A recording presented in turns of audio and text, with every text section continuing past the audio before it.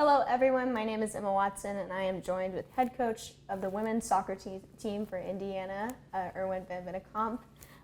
Upcoming Sunday before the match against Southeast Missouri State University, it's senior day. So I'm joined with Erwin and we're going to talk a little bit about the seniors. Yeah, that's awesome. Well, thanks for having me. I appreciate it. Of course, glad to have you. So kind of to start out, you came in 3 years ago now. What was your kind of a first relationship on the team with one of these seniors? Well, I remember and actually told the story to the team this morning. Like I remember I came in January of 2019 was like the first training sessions and stuff, and really meeting the team. And I was taken back a little bit by the training intensity and kind of where the team was. But then really after kind of meeting with that class with Allison and Hannah and Mel and Bethanylbert, who was obviously going to stay another year, but she was in that group as well.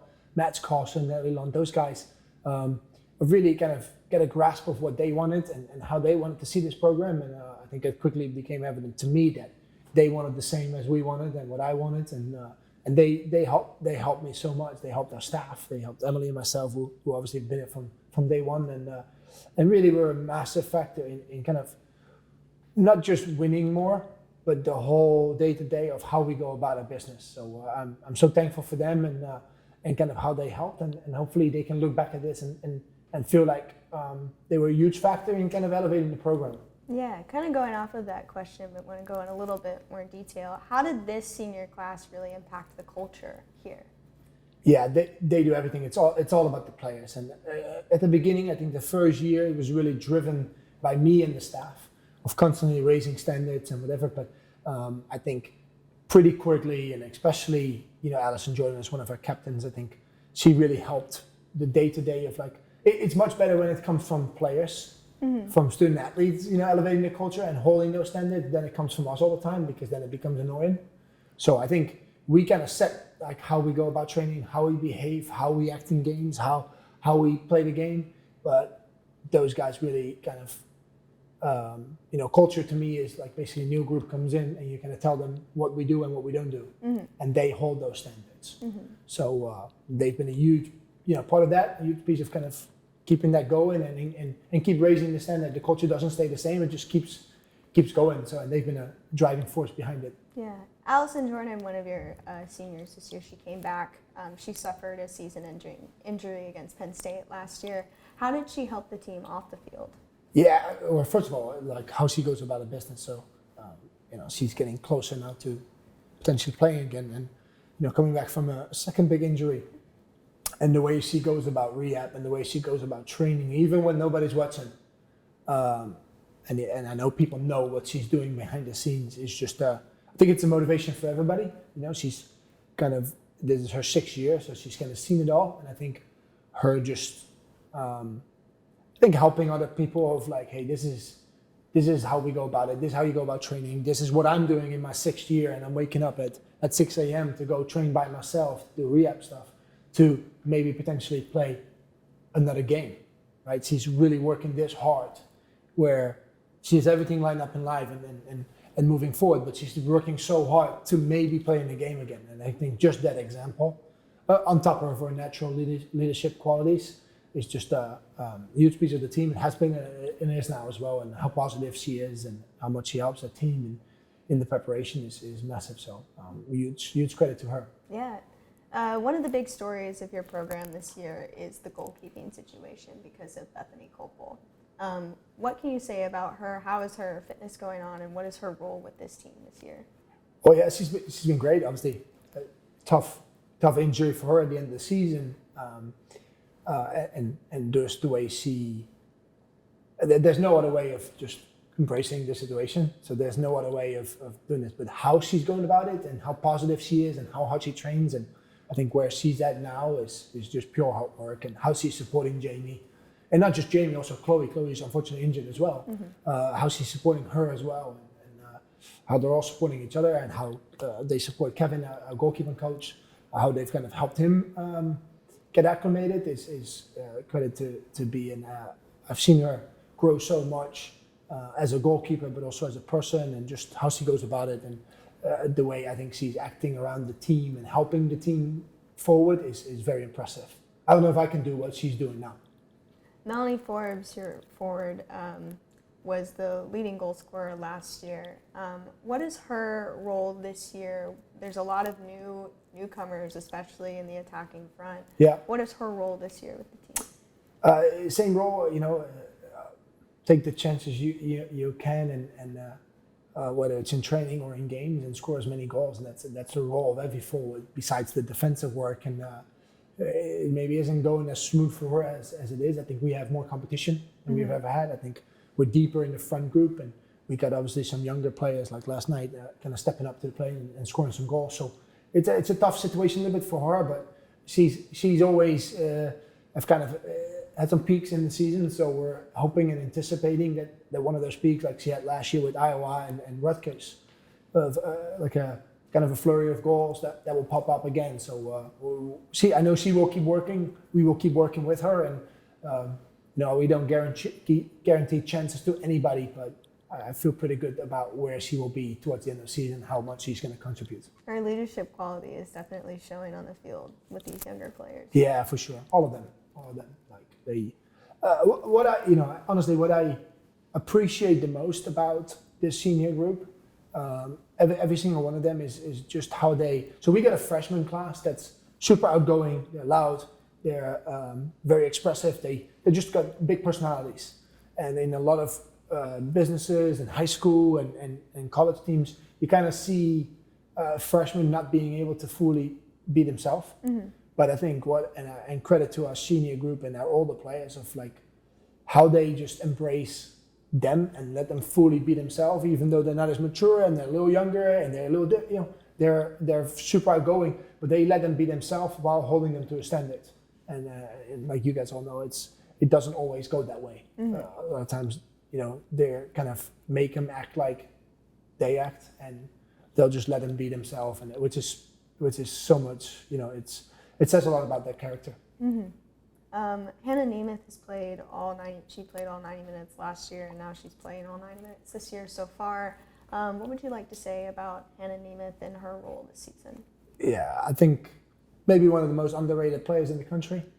I think she, if you look from the outside, if you come watch us play, you don't really recognize her because she won't do anything flashy. She probably won't end up on the stat sheet outside of playing 90 minutes. But if you actually get the data and you actually look at it from our perspective and you see what she does, it's pretty simple, but it's one of the hardest things in soccer. Like she wins the ball for us and plays it to the same team, and especially in her role in defensive midfield, it's huge. And I've seen Hannah grow so much over the years. Like she was originally a centre back playing holding midfield for us, and just be a kind of a link from the back to the front line. And her passing percentages and her pass completion and her forward passes is at a different level.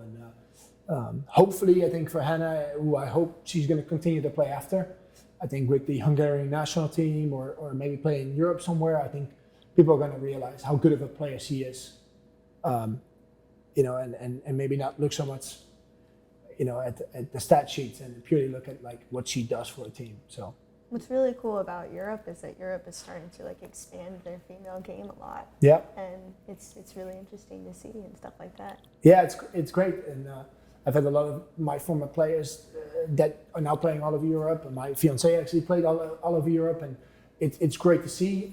I do want people to realize, like, everybody wants to play pro these days, but you're not going to get it more pro than here.